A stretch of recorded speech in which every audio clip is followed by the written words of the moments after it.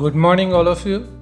Diploma 5th Sem Mechanical, ME3, Chapter number 3, Gear Manufacturing and Finishing Process. એમાં આપણે આજે gear generating method ડિટેલમાં study કરવાના છીએ અને અગાઉના લેક્ચરમાં આપણે ગિયર ફોર્મિંગની મેથડ આપણે ડિટેલમાં સ્ટડી કરેલી છે. સૌને ખબર હશે, થોડું રિવિઝન કરી લઈએ. ગિયર બનાવવા માટે બે પ્રોસેસ આપણે યુઝ કરીએ છીએ, ગિયર ફોર્મિંગ અને ગિયર જનરેટિંગ. ગિયર ફોર્મિંગ આગળના લેક્ચરમાં આપણે ડિટેલમાં સ્ટડી કરેલી છે, તમે સૌ આગળનું લેક્ચર્સ જોઈ શકો છો. આ લેક્ચરમાં આપણે ગિયર જનરેટિંગ મેથડ વિશે સ્ટડી કરવાના છીએ. સૌપ્રથમ ક્લાસિફિકેશન જોઈએ. Classification of gear generating method. First, gear shaping. Second, gear hobbing. Third, bevel generating. In gear shaping, using a pinion, using a rack.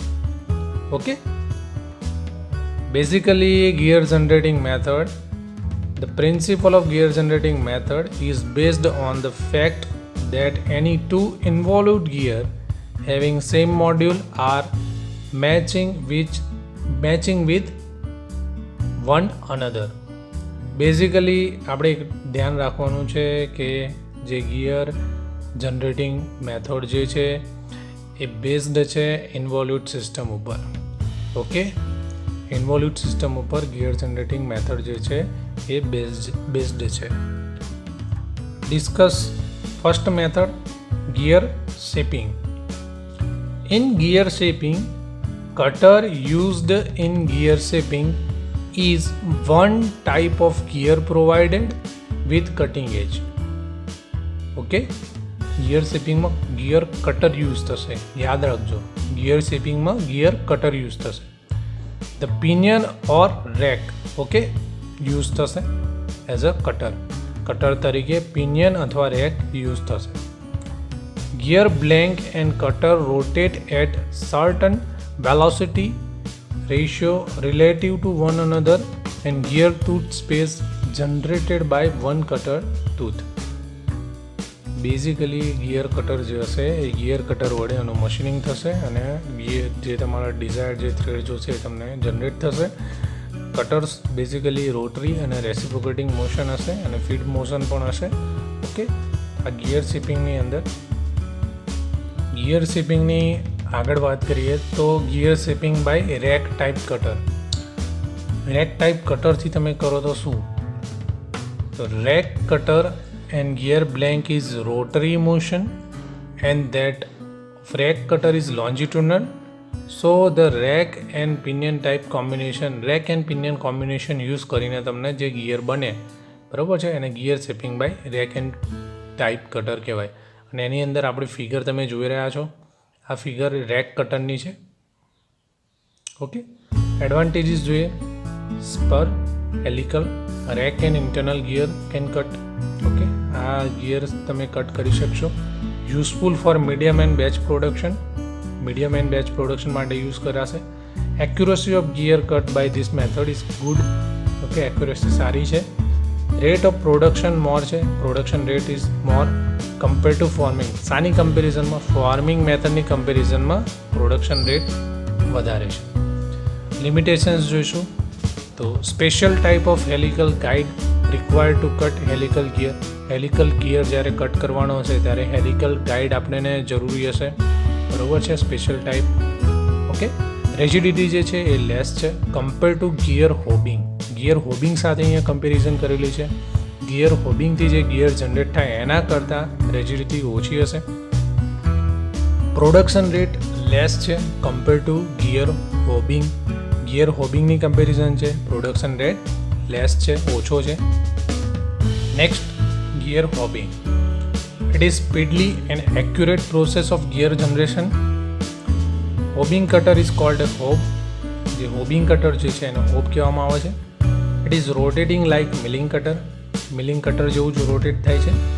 Feed is given to it in the gear blank. Hob is worm type cutter and fluids are cut length which provide cutting edge. Hobbing mainly use to cut external gear. આ ખાસ ધ્યાન રાખવાનું છે. હોબિંગ વડે તમે જે gear generate કરશો એ કેવો ગિયર હશે? External gear. બરાબર છે. એક્સટર્નલ ગિયરનું તમે હોબિંગ કરી શકો છો. Okay. Gear hobbing 3 types direction. 1 axial, 2nd radial, 3rd is tangential. Hob wear is non-uniform in radial hobbing. Okay, radial હોબિંગમાં નોન યુનિફોર્મ હશે hob wear.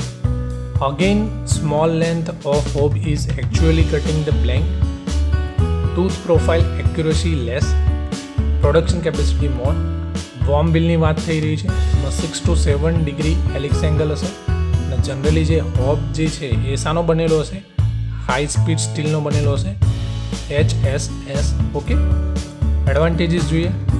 Almost all types of gear can cut. Okay, બધા જ પ્રકારના almost gear cut થશે hobbing વડે. Accuracy of gear can be maintain. Okay, accuracy તમે maintain કરી શકશો. પ્રોડક્શન રેટ હાઈ હશે. ઓકે, પ્રોડક્શન રેટ કેવો હશે? હાઈ હશે. Suitable for medium and batch production. Medium and batch production માટે આ સુટેબલ છે. લિમિટેશન્સ જોઈએ. ઇન્ટરનલ ગિયર કેન નોટ પ્રોડ્યુસ. ઇન્ટરનલ ગિયર આના વડે નહીં બને. અગાઉ ડિસ્કસ કર્યું એ પ્રમાણે ઓનલી એક્સટર્નલ ગિયર બનશે. ધ્યાન રાખવાનું છે.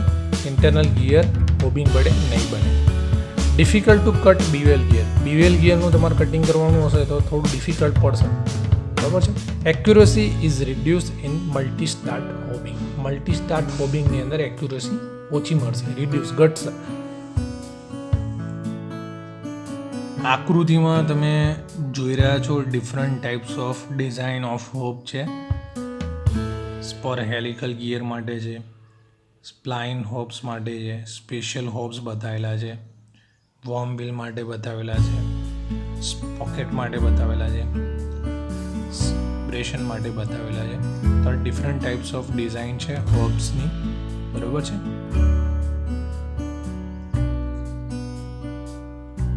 હવે આપણે બે પ્રોસેસ જોઈ, હોબિંગ અને શેપિંગ. ઓકે, બે પ્રોસેસ આપણે ડિટેલમાં ચર્ચા કરી. હવે બંને પ્રોસેસની આપણે કમ્પેરિઝન કરીએ. બરાબર છે, જેથી કરીને આપણા ડાઉટ્સ ક્લિયર થઈ જાય અને એક્ઝામમાં કમ્પેરિઝન કાં તો ડિફરન્સ પૂછાય તો પણ તમને સારી રીતે આવડે. ઓકે, તો ફર્સ્ટ ઓફ ઓલ આપણે કમ્પેરિઝન કરીશું તો ટાઈપ્સ ઓફ પ્રોસેસ કઈ હોય છે એની કમ્પેરિઝન કરીએ. તો હોબિંગ અને શેપિંગ તમને બધાને જ ખબર છે કે it is generating process. Okay, it is generating process. But હોબિંગની અંદર તમે શું યુઝ કરશો? Using hob. જ્યારે તમે શેપિંગમાં શું યુઝ કરશો? Gear cutter. બરાબર છે. શેપિંગમાં ગિયર કટર યુઝ થશે, જ્યારે હોબિંગમાં ગિયર હોબ યુઝ થશે. ટાઈપ્સ ઓફ ગિયર કટ, કયા પ્રકારના ગિયર કટ થશે? તો હોબિંગની અંદર spur gear, helical gear, worm and worm wheel. બરાબર છે. જ્યારે શેપિંગની અંદર spur, helical and drag. Okay, આ યાદ રાખવાનું છે. ટાઈપ્સ ઓફ કટર, એમાં બંનેની અંદર યુનિવર્સલ કટર યુઝ થશે. બરાબર છે. એક્યુરેસી હોબિંગની વધારે હશે. હોબિંગ વડે કરેલું જે ગિયર બનાવેલો હશે હોબિંગ મેથડથી એની એક્યુરેસી કેવી હશે? વધારે હશે. જ્યારે શેપિંગ વડે બનાવેલું હશે એની એક્યુરેસી કેવી હશે? ઓછી હશે. ઓકે. પ્રોડક્શન રેટ વધારે શાનો હશે? હોબિંગનો હશે. ઓકે, પ્રોડક્શન રેટ વધારે શાનો હશે? હોબિંગનો હશે. ઓછો શાનો હશે? શેપિંગનો હશે. ઓકે.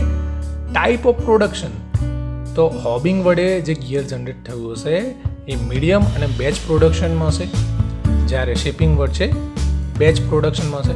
ઓકે. ઇન્ટરનલ ગિયર, મિત્રો ધ્યાન રાખજો, અગાઉ મેં ડિસ્કસ કરેલું એ પ્રમાણે ઇન્ટરનલ ગિયર શામાં કટ થાય? શેપિંગમાં આવશે. હોબિંગમાં only external gear cut. Okay, આ સાથે આ ટોપિક અહીંયા પૂરો કરીએ છીએ.